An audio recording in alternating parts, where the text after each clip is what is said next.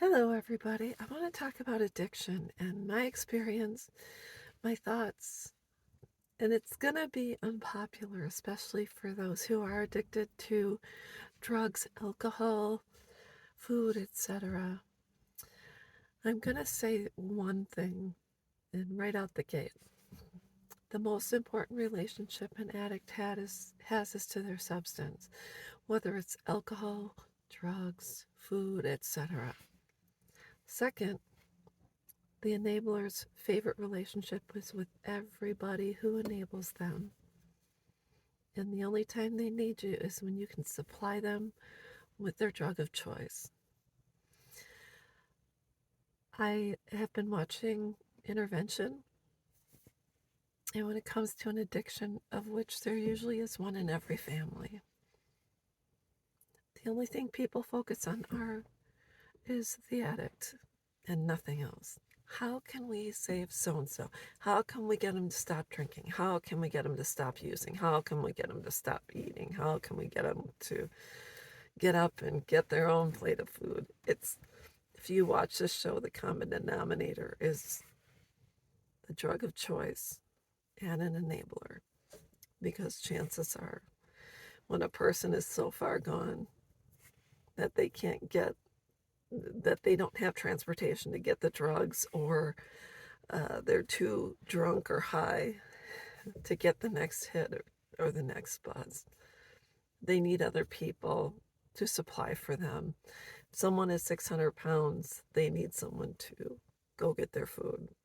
I've also watched My 600-Pound Life, and a lot of the enablers think, well, I have to do this I'm doing this because I love this person, because they can't do it for themselves. But I'm telling you right now, what enablers do is contribute to the early death of the user.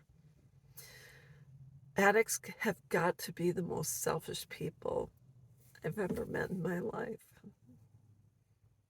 And I'm saying this because I've mentioned this before, that my father was an alcoholic, and he missed out on my birthdays, high school graduation, my life, because he had to have alcohol in his system.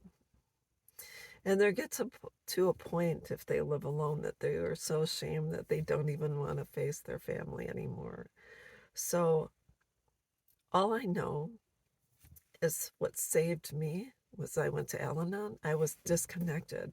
My family lived in Wisconsin. I was in the military with my family living in Washington State. And by the grace of God, I was able to find an Al-Anon group, get a sponsor, work the steps, and learn how to say no. More important, my dad did at one point dress like a homeless person, and I said, oh, gosh, when we're walking around together, I am embarrassed. And they said, it's a reflection on him, not on you. And that's what we have to remember with an addict, someone who's actively using. Their overall physique, their makeup, how they dress, the fact that they look homeless, they have tracks up and down their arms, etc. That's a reflection on them.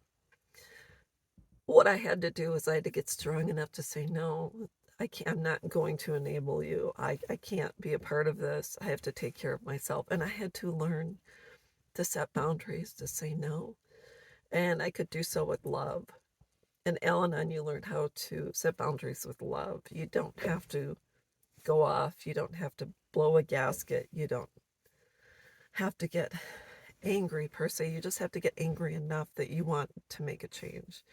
So I know this video is not going to be of most popular opinion, and addicts and active users are going to say, well, how dare she? Well, I did.